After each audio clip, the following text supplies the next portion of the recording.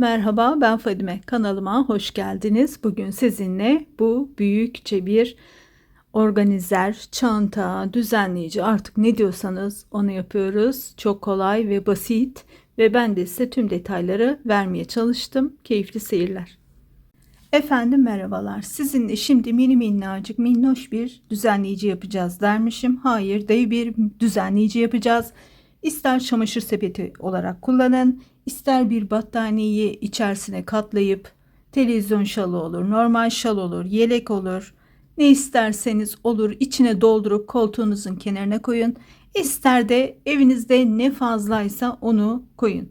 Ben de artık ne bulursam onu dolduracağım. Bayağı büyükçe bir sepet örmeye çalışacağım.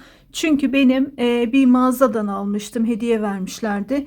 O sepetimi yıllardır kullanıyordum. Kumaş bir sepet vermişlerdi bana. Ama en son yıkadığımda maalesef artık kumaşı inceldiği için makineden yırtık çıktı.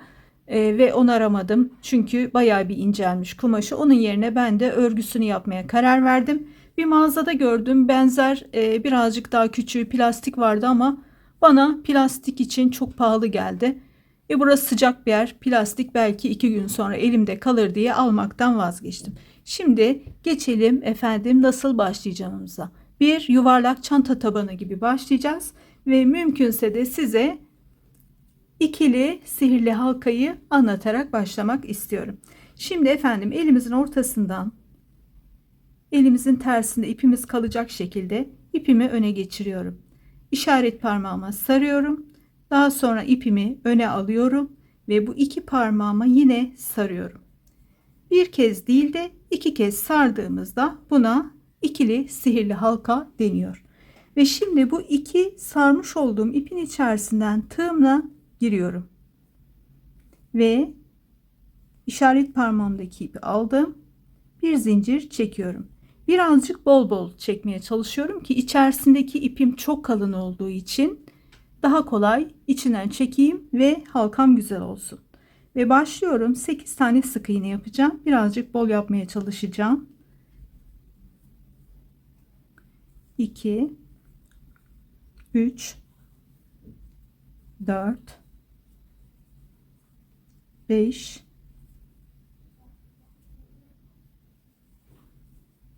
6 7 ve 8. Klasik sık iğne yapıyorum. İpimin büyüklüğü sizi aldatmasın. Şimdi burada şu uzun ipimi şu elimle tutarken, sağ elimle tutarken sol elimle yavaş yavaş çekiyorum.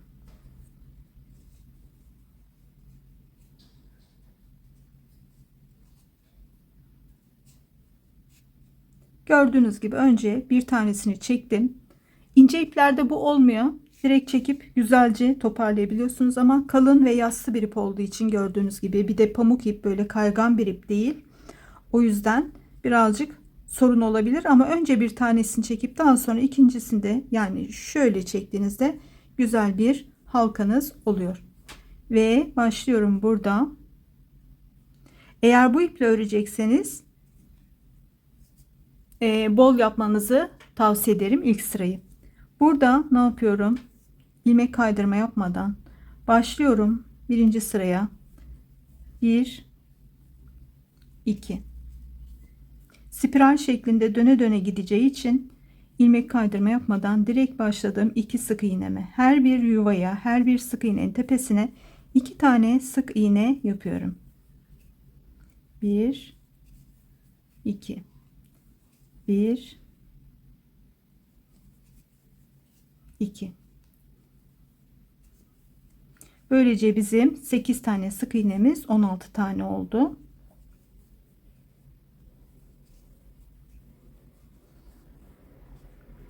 Sonuncu sık iğnelerimi de yapıyorum.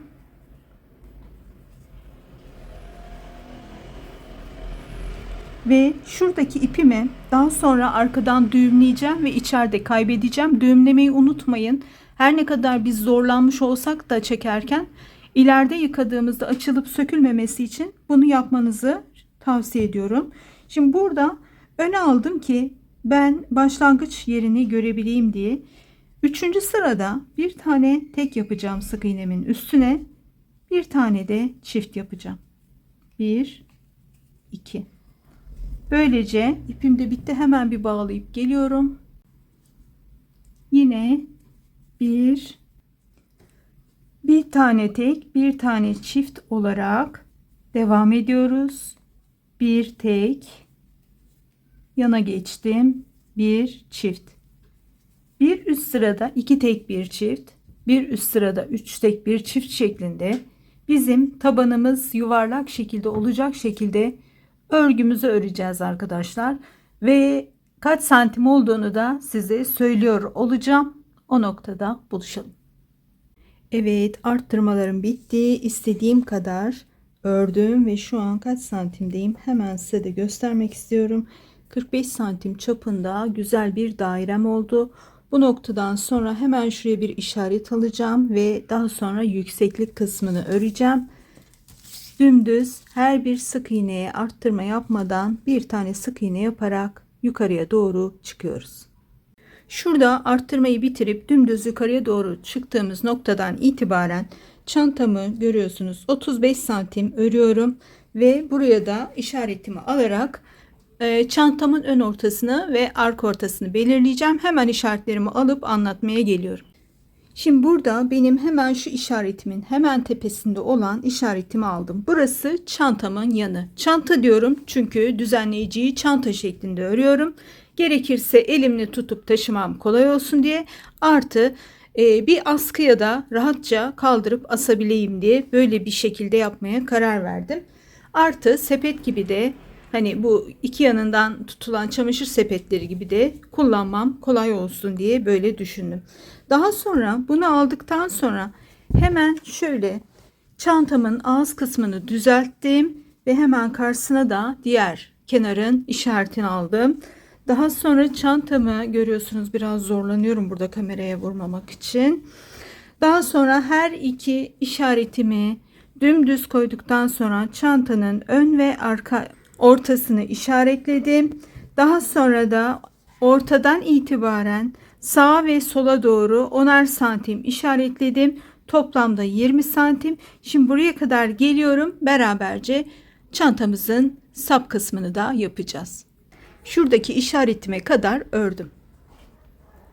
Ve hemen sayıyorum. Şurada kaç tane ilmeğim varmış? 2, 4, 6, 8, 10, 11 tane ilmeğim varmış. 11 bu tarafa, 11 de öbür tarafa yapıyorum. 22 zincir. 3 tane de elimi rahatça sapından tutabilmek için zincir atacağım. Hemen şu son sık iğnemi de yapayım. 1, 2, 3, 4, 5, 6, 7, 8, 9, 10, 11, 12, 13, 14, 15, 16, 17, 18, 19, 20, 21, 22. 3 tane de tutabilmek için 1, 2, 3. Toplam 25 zincir yaptım. Zincirimi şöyle güzelce düzeltiyorum ki daha üstüne ben sık iğne öreceğim için düzgün bir sık iğnem olsun. Düzeltiyorum ve şuradaki işaretimle hemen sık iğne ile bağlıyorum. Diğer tarafta da aynı işlemi yapacağım. Daha sonra da buluşacağız. Şimdi burada görüyorsunuz zincir halinde benim çantamın sapları hazır. Ve üzerlerinden sık iğne yaparak devam edeceğim.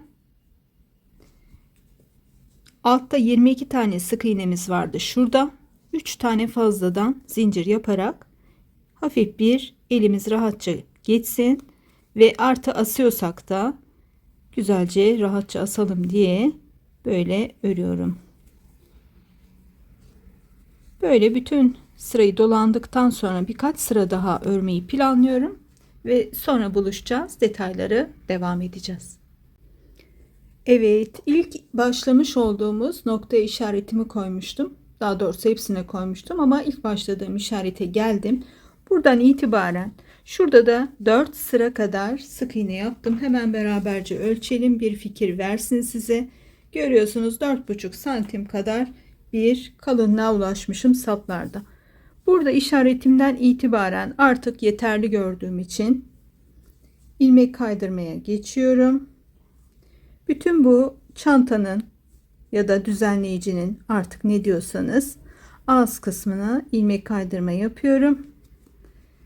Ve daha sonra da şu kısımlara ilmek kaydırma yaparak daha düzgün görünüme sahip olmasını sağlayacağım. O noktada buluşalım.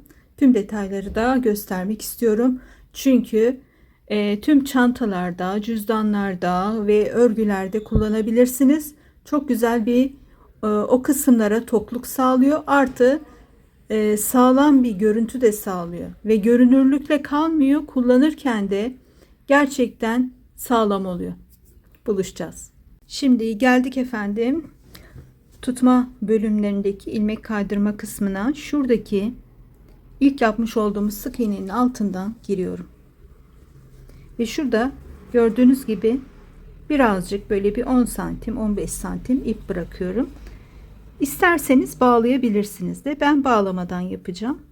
Orada bir kalınlık olsun istemediğim için. İlk ilmek kaydırmamı bir tane yukarıya doğru giderek yaptım.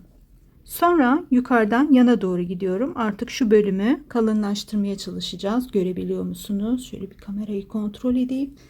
Evet. İkinciyi de yaptım. Ve burada artık şu ipimi bir kere düğüm atıyorum. Ve döndürüyorum. Hep aynı yönde bu küçük ipimi döndüre döndüre gideceğim arkadaşlar. Yandayım. Yine ilmek kaydırmamı yaptım. Yandayım.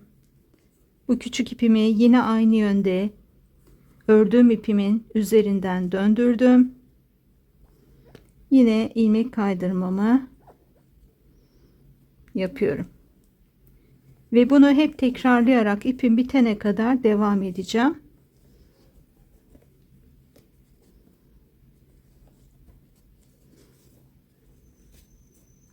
Çantamızın devasalığından hiçbir yerlere şu an sığmıyorum. Yine döndürdüm.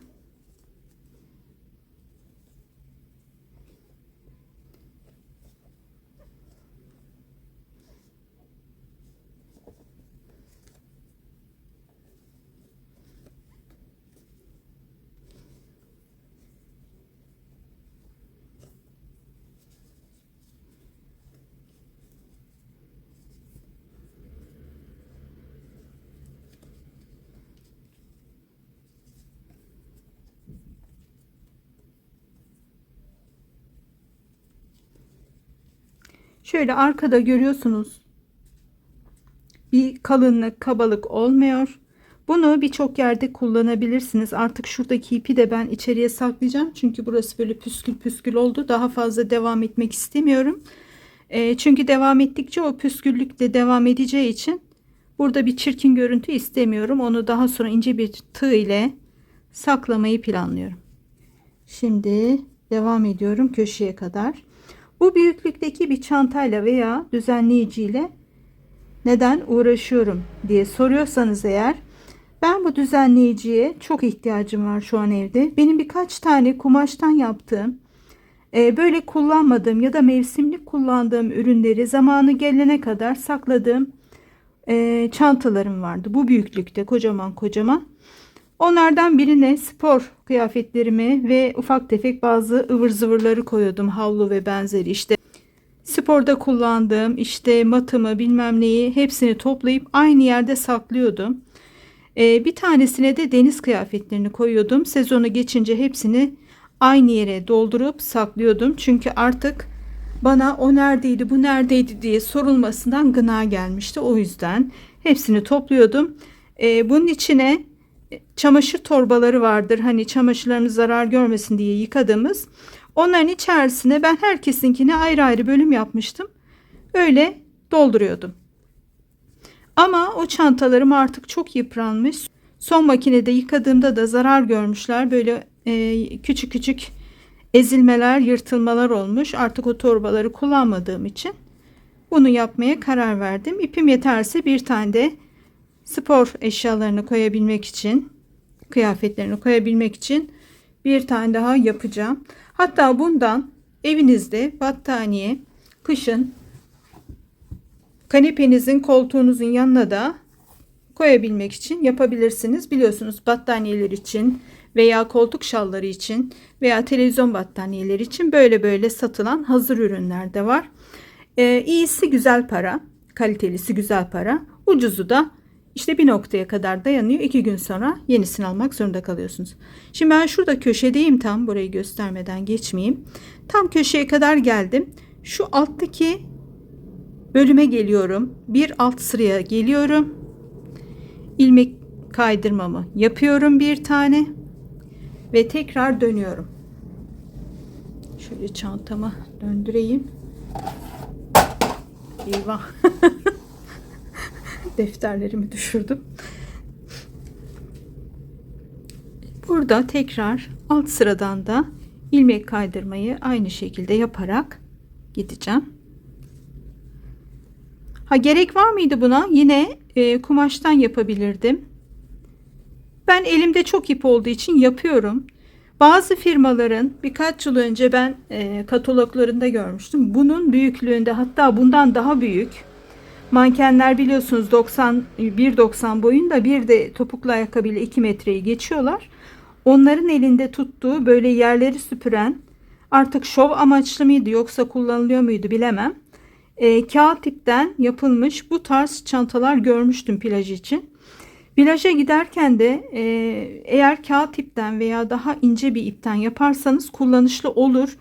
Ama bu biraz ağır. Bunu söyleyeyim. Şimdi plaja giderken bir de içini dolduracaksınız. Bu da bayağı büyük ve ağır oldu. Büyüklük neyse de ip olarak ağır oldu. Ama başka bir ipten bu boyda yapabilirsiniz. Veya çantanız arabanızda durur. Arabadan içindekileri alırsınız. Ama bilmiyorum ne kadar kullanışlı olur. O kısmını bilemem. Ama ben evde bir düzenleyici olarak bunu kullanmak istiyorum. Hatta iplerinizi de koyabilirsiniz. El işlerinizi derleyip toplayıp koyabilirsiniz. Eğer aynı anda 9 ayın çarşambasını aynı anda yapıyorsanız o da olur. Bazen ben o kadar çok iş başlıyorum ki başladığım şeyi unutuyorum artık. Yani o derece kafa karışıklığı oluyor. Böyle aynı noktada olursa en azından bir gözünüze çarpar diye düşünüyorum. Evet, bu kadar konuşmadan sonra da şu başa kadar gelip ilmek kaydırmayı göstereceğim. Nasıl bitireceğimizi ilk kez görenler için yapmak istiyorum. Ve o noktada buluşalım. Evet, sona kadar geldim. Son noktadayım artık. Buradan da ilmek kaydırmamı yapıyorum. Biraz işim kolay olsun diye ipimi kestim. Son ilmek kaydırmamı yaptım. Şurada tam başladığım nokta var. Hemen şurada. Ben onun bir öncesindeyim. Burada ipimi çıkarıyorum ve ince bir tığ alıyorum. Ördüğümden biraz daha ince bir tığ. Bu ince tığın yanından geçtim. Görebiliyor musunuz acaba? Ve buradaki ipimi alıyorum. Geçirdim kenarından ve tekrar dönüyorum. Şu son aldığım ilmek kaydırmamın içinden geçiriyorum. Şöyle birazcık çekiştireyim ve hemen de alttan tığımı çantamın iç kısmından taktım. Ve şöyle görüyor musunuz acaba? Şurada şunu oluşturdum. Önce bunun yanından, içinden, 2 katından girdim. Daha sonra çıkanı da son yapmış olduğum bütün ilmek kaydırmanın içinden şuradan girerek çekip alta topladım ve burada da düğümleyeceğim artık ve içeriye doğru güzelce saklayacağım. Çantamız bitiyor. Ölçülerini alıyorum, yazıp geliyorum. Evet, çantanın genişliğini anlayabilmeniz açısından ben de çok sevindim bunun bana böyle sığmasına. Hiç ölçmemiştim, şimdi aklıma geldi. Bir spor aletini böyle koyup daha sonra diğer bulduğum ne varsa içine tıkıp en üstte de topu koyduğumda gayet güzel bir şeyler toplanmış olacak. Dağınıklıktan bir şekilde kendi bakış açımla kurtulmuş olacağım. Neden olmasın? Evet, geldik detaylara efendim. Ev düzenleyici. Kocaman bir örgü sepetimiz oldu kısacası. Şimdi efendim önce tabanımızı şuradan ortadan başlayıp büyükçe bir daire ördük. 45 santim çapında. Daha sonra dairemizde bir işaret aldık. Bitiminde, artırma noktalarının bitiminde ve düz örerek 35 santim yukarı çıktık ve daha sonra da çantamızın ağız kısmını 4 eşit parça işaretledikten sonra yanlar, ön ve arka ortalarını bulup daha sonra da ön ortasından sağa ve sola doğru 10'ar santim, toplamda 20 santim ve arkada da sağa ve sola eşit miktarda santimler hesapladıktan sonra sap kısmımızı detaylarla anlatmıştım zaten. 4,5 santim daha ördüm ve toplamda bizim 39,5 santim yüksekliğinde, taban hariç, bir çantamız oldu. Şimdi efendim gelelim diğer detaylarına. Çantamızın dümdüz yere yatırdığımızda görüntüsü bu. 65 santim genişliğinde, 60 santim uzunluğunda bir çantamız var. Ve gelelim, şurada da başlangıcını şöyle minicik bir anlatayım. 8 tane sık iğne yaptık sihirli, ikili sihirli halkamızın içerisine. Daha sonra 2 tane sık iğneyi her bir sık iğnenin tepesine batarak birinci sıramızı, daha sonra bir tek bir çift batarak ikinci sıramızı, daha sonra 2 tek bir çift üçüncü sıramız, daha sonra da 3 tek bir çift 4 tek bir çift şeklinde her sırada teklerimizin sayısını arttırarak ördük ve 45 santim kadar bir çap elde edene kadar arttırmalarımızı devam ettik ve geldik efendim diğer konumuza. İpim benim elimde olan pamuk ribbon bir ipti. Bu ipi ben seviyorum çünkü yıkamaya çok iyi gelen bir ip ve dayanıklı bir ip, sağlam bir ip. Evet, çanta için biraz ağırca bir ip ama bu büyüklükler için pek tercih edilen bir ip değil. Küçük çantalarda daha çok tercih edilen ve bence de çok sağlam ve sağlıklı bir ip. Pamuk olduğu için ve yıka yıka kullan, ömürlük bir ip bence. Tığım 4 numaraydı. Gramı da görüyorsunuz çok minnoş olduğu için 1440 gram kadar, yani yaklaşık 1,5 kilo. Şimdi anlamışsınız neden plaj çantası için biraz zor. Eğer ben taşırım diyorsanız bunun içi tabii ki daha dolu olacak. Bir de plaja gidip dönüşte ıslak kıyafetlerde olduğu için sizin taşıdığınız kilo daha da ağırlaşacak, ama taşıyan biri varsa örebilirsiniz. Çok da güzel olur dermişim. Şimdi efendim tüm detayları vermeye çalıştım. Dilerim işinize yarayan, hoşunuza giden bir düzenleyici örneği olmuştur veya ince iplerle veya kağıt iplerle örerek de bunu plaj çantası olarak da değerlendirebilirsiniz. Gayet büyükçe bir çanta olduğu için de tüm ailenin her eşyasını toplayacaktır. Yeni videolarda buluşmak üzere. Kanalıma katılıp beni desteklerseniz çok sevinirim. Çok teşekkür ediyorum. Hoşça kalın.